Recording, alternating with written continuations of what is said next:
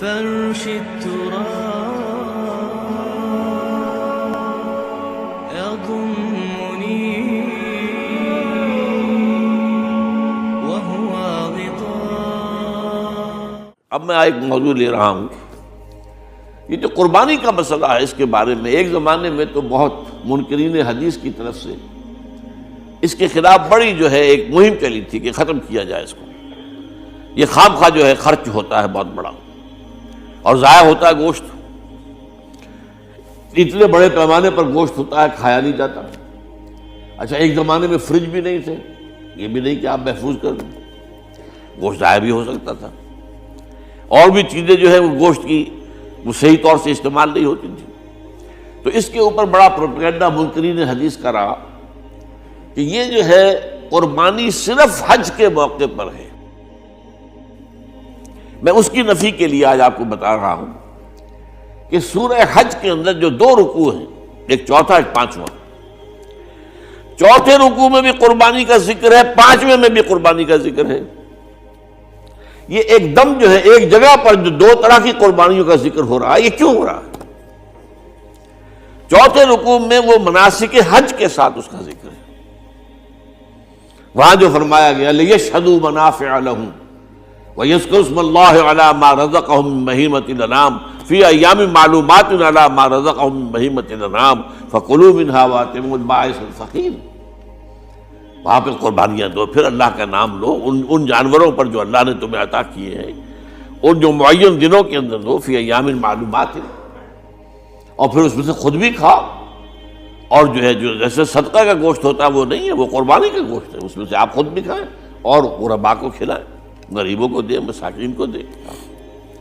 تو یہ پورا حکم آ چکا ہے چوتھے رکوع کے اندر. پانچواں رکوع پورا کا پورا جو ہے وہ عید الاضحیٰ پر ہے میرے نزدیک. یہی حکمت صوم کے بارے میں ہے کہ وہاں جب ایک حکم تکرار کر کے آیا کہ پہلے فرما دیا گیا فَمَنْ كَانَ مِنْكُمْ مَرِيضًا أَوْ عَلَىٰ سَفَرٍ فَعِدَّةٌ مِّنْ أَيَّامٍ أُخَرَ، اگر بیمار ہو کوئی اور یہ یا کہ سفر پر ہو تو وہ تعداد دوسرے دنوں میں پوری کرے. پھر کیا وجہ دوبارہ آ رہا ہے؟ شہر رمضان الذی انزل فیہ القرآن ھدی للناس وبینات من الھدی والفرقان فمن شہد منکم الشہر فلیصمہ ومن کان مریضا او علی سفر فعدۃ من ایام اخر. کیوں؟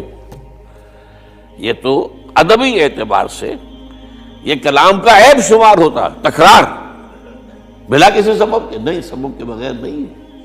وہاں کیا تھا؟ وہاں ان دو رعایتوں کے ساتھ تیسری بھی شامل تھی کہ اگر صحیح ہو اور مقیم ہو پھر بھی روزہ نہ رکھو تو ایک مسکین کو کھانا کھلا دو. یہ رعایت ختم ہوئی ہے رمضان کے روزے کے ساتھ، اب رکھنا پڑے گا روزہ. اور اگر بیمار ہو یا سفر پر ہو تو ٹھیک ہے، دوسرے دنوں میں پورا کرو، پورا کرنا لازم ہے اس کا. تو یہ چیز جو ہے یہ در حقیقت کسی وجہ سے ہوتی ہے. بالکل یہی بات ہے سورہ حج کے چوتھے رکوع کے اندر وہ جو قربانی ہے حج کے ساتھ اس کا ذکر آ چکا. اب سنیے یہ جو آ رہا ہے، فرمایا وَلِكُلِّ أُمَّةٍ جَعَلْنَا مَنْسَكًا، ہر امت پر ہم نے ایک جو ہے قربانی کا معاملہ نازل وہ جو ہے فرض کیا ہے. میں نے چونکہ آج شروع میں کہا تھا کہ صوم اور حج میں کچھ مشابہتیں ہیں. دیکھیے صوم کا حکم بھی آیا تھا تو کس طور سے آیا تھا؟ یا ایھا الذین آمنوا کتب علیکم الصیام کما کتب علی الذین من قبلکم لعلکم تتقون. اہل ایمان تم پر روزہ رکھنا فرض کیا گیا جیسے کہ فرض کیا گیا تھا ان پر جو تم سے پہلے تھے. یہاں پر اسی حوالے سے بات ہو رہی ہے کہ اے مسلمانوں یہ قربانی صرف تم پر فرض نہیں کی جا رہی، یہ تو ہر امت پر، ہر نبی ہر رسول کی امت.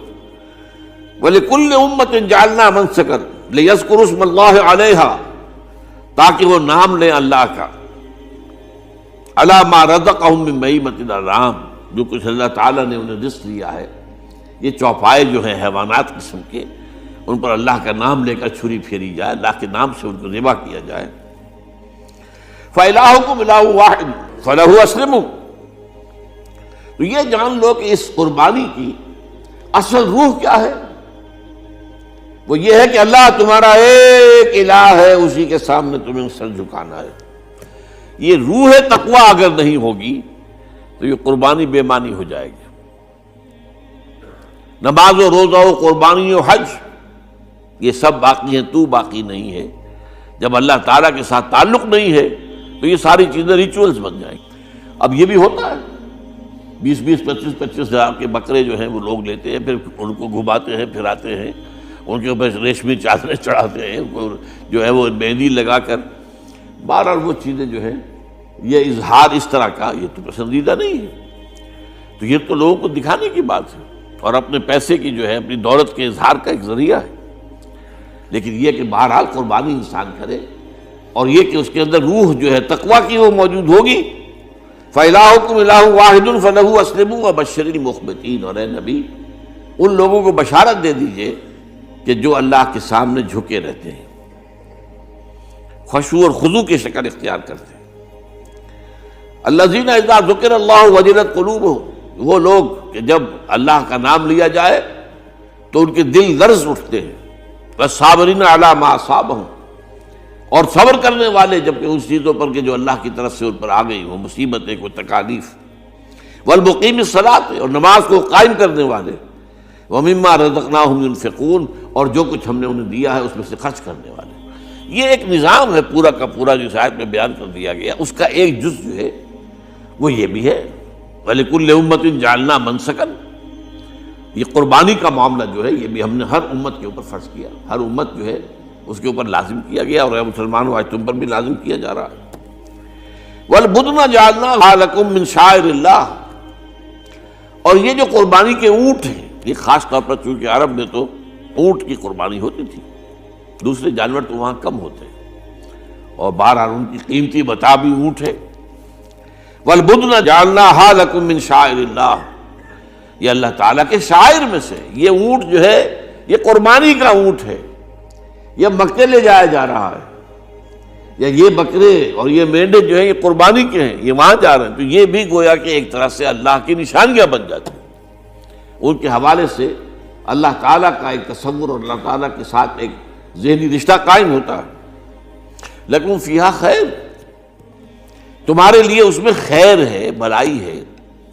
چنانچہ جب وہ جاتے تھے حج کے لیے تو جو بھی ان کے ساتھ دودھ دینے والا جانور ہے، قربانی کی نیت ہے لیکن دودھ جو ہے اس کا استعمال کر سکتے ہیں درمیان میں، اور بھی کوئی اگر ان کی کوئی چیزوں سے فائدہ اٹھانا ہو، لکم فیہا خیر۔ فاذکروا اسم اللہ علیہا، تو اب ان کا اللہ کا نام لو اس کے اوپر، صواف، صفیں باندھ کر وہ اونٹ کھڑے ہوتے ہیں اور ان کو نحر کیا جاتا ہے۔ آپ کو معلوم ہے ذبح نہیں ہوتا اونٹ، اتنا بڑا جانور ہے، گردن کتنی موٹی ہے، اس کا ذبح کرنا بڑا مشکل ہے، نہر کہتے ہیں اس کو۔ کھڑا ہے اونٹ اور ایک برچھا، چھوٹا سا برچھا ہے جو اس کے یہاں گردن کے یہ جہاں آ کر دونوں ہنسلیاں ملتی ہیں وہاں پر مارا جاتا ہے، اور یہاں سے جو بہت بڑی وین ہے وہ در حقیقت ایورٹا، وہ جو ہے ختم ہوتا ہے، تو وہاں سے خون کا پھر فوارہ آتا ہے، اور اس کے بعد پھر وہ اونٹ کھڑا کھڑا وہ رفتہ رفتہ اس کا جب خون نکل جاتا ہے تو وہ کمزور ہو کر نیچے گر جاتا ہے۔ یہ نہر ہے۔